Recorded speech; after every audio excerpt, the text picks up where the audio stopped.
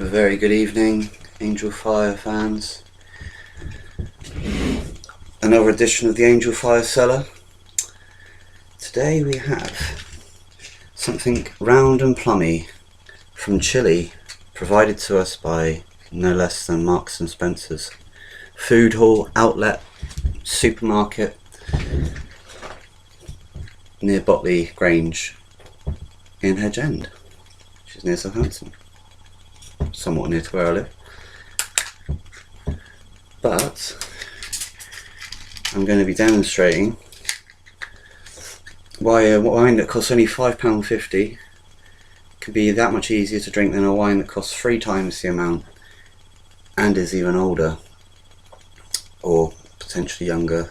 I don't know, but this is all about where you buy. This episode is going to be where you buy from, not how much you spend.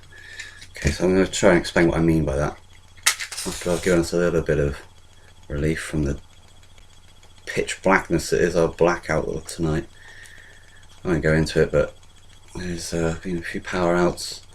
My PC's been messing up because of the infrequent supply of volts or electricity or whatever. So I've been having a few videos. You might have noticed I had to stop halfway through because the whole thing's frozen. So yeah, here we go. I've already had a good decent amount of it. I woke up to a bottle of small Trevento, but that has nothing on this. There's absolutely nothing on it, and it's a divine wine.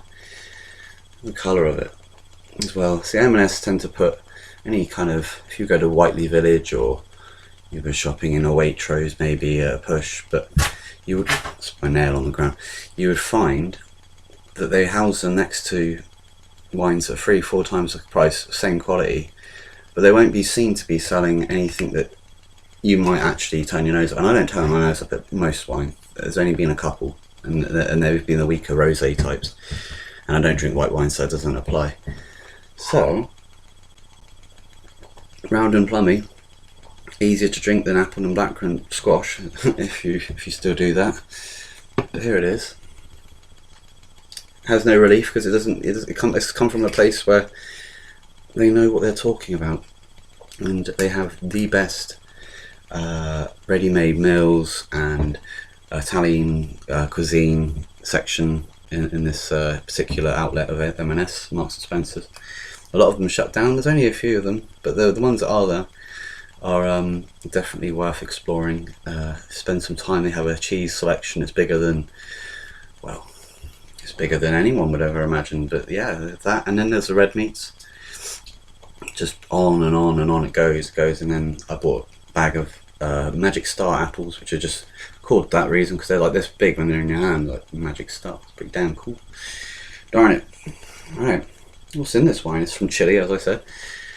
It's fruity and round with flavours of juicy dark fruits. Now, I love that open-ended, you know. So what's dark fruit? Well, it's certainly not a cider, because those things are impossible to drink. For me, I cannot take even more than a couple of sips of dark fruits, cider speaking. That's mostly probably what would go in that, sort of blackberries and stuff like that. But I think this is very heavy in plum, like they say. Plums being a dark fruit. Yeah, see what other things qualifies it. The dark fruits. That's berries, obviously. Yeah, so berries and plums, like we said. Now I always thought plums were spelt with a B at the end. Plum, but it's not. It's hints of Plums and berries spelled traditionally. Great enjoyed with grilled or roasted meats and veg. I said fruits, but veg is not something I tend to go into much. It tends to sap the enjoyment out of, unless it's deeply cooked within the seasoning, and it saps a lot of the enjoyment out of the experience I enjoy from wine. Is just seeing how quickly it evaporates in your mouth, which is a type of wine tasting I can imagine, but it's just something I've developed since enjoying wine on YouTube. Just sort of, if you used to drink water, to give a little demonstration. There's no water in there, but I'll give you a demonstration. You'll probably be able to tell from reading my face what the reaction between the two are. Just going to move that off the thing. There we go. Okay, so orange squash from earlier today. Red wine, as we've described. Right. Watch my eyes. See if they have any lasting enjoyment or crucifixion of the soul when I drink plain orange squash. Because the eyes never lie. I belched, I spoke while it was in my mouth, my eyes were fitted off to the side, trying to distract myself from that painful snippet of life. Now watch the difference, because I'm a lefty, to see it. Sincerity and conviction. This is the wine for you. M&S Round and Plummy, a Merlot, my favourite variety of red, from 2025, so not even a year old, barely. And it's 10.5. Normally I'd be grumbling, saying, oh, how can that be flavoursome at only 10.5%? Well, guess what? It is incredibly flavoursome, and I feel like I robbed the shop, really, because I spent so much on food but nothing on wine. This is all I came away with.